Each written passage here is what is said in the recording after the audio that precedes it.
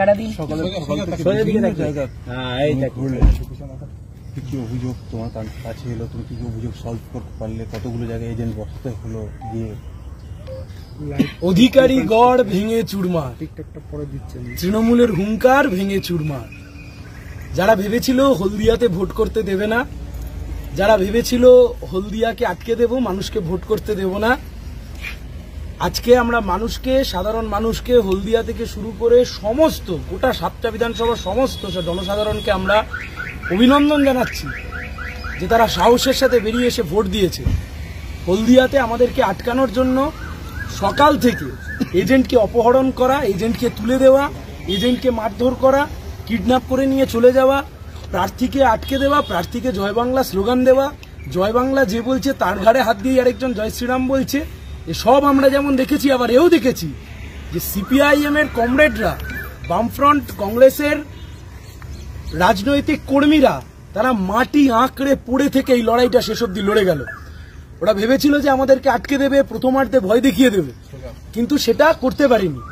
এবং আমি আপনাকে বলছি, আপনাদের মাধ্যমে রাজ্যের বিরোধী দলনেতা আপনাকে বলছি, শুভেন্দু বাবু, আপনি ভেবেছিলেন ময়নার বাগচায় বিভিন্ন রকম কারুকার্য করে আবার ওখান থেকে 10,000 12,000 লিড নেবেন, সব শেষ, আপনারও ভাবনা শেষ।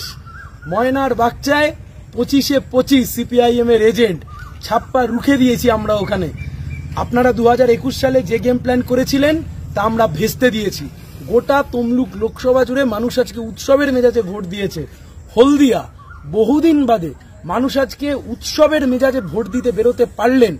এবং সর্বোপরি আমি একটাই কথা বলতে পারি, দেখুন, অনেক হুঙ্কার, অনেক কিছু আমরা শুনেছিলাম যে ভোট হবে না, লুট হবে, ইত্যাদি ইত্যাদি ইত্যাদি। আমরা একটাই কথা বলেছিলাম যে আমরা বুথ আঁকড়ে পড়ে থাকবো, আমার এজেন্টরা থাকবে আর প্রার্থী ময়দানে থাকবে।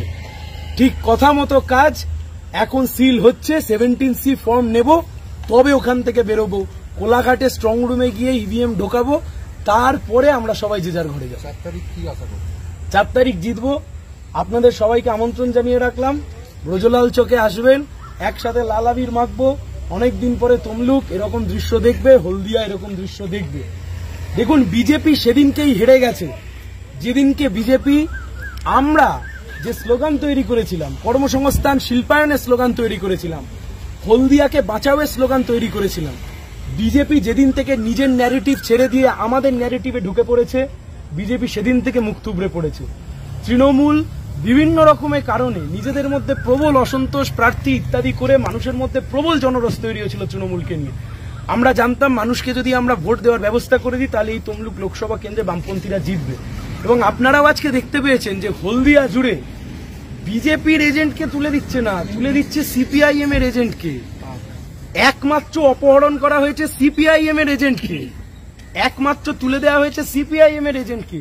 তাহলে শূন্য পাওয়া একটা দলের এজেন্টকে কিসের জন্য তুলতে হচ্ছে আজকে? তার কারণ বামপন্থীরা রিভাইভ করলো আজকে তমলুক থেকে। যে পূর্ব মেদিনীপুর একটা সময় 2008 সালে পূর্ব মেদিনীপুর লাল ঝান্ডার সমাপ্তি ঘোষণা করতে চেয়েছিল, আজকে 2024 সাল তমলুক জানিয়ে দিল লাল ঝান্ডা ফুরোয়নি, লাল ঝান্ডা হারায়নি। মানুষের গণতান্ত্রিক চেতনা, বোধ, দেশ রক্ষা, সংবিধান রক্ষা, সাধারণ মানুষ আজকে এগিয়ে এসে ভোট দিয়েছেন।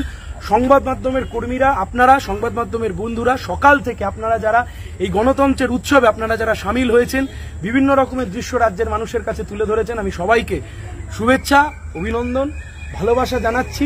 আমরা জিতছি।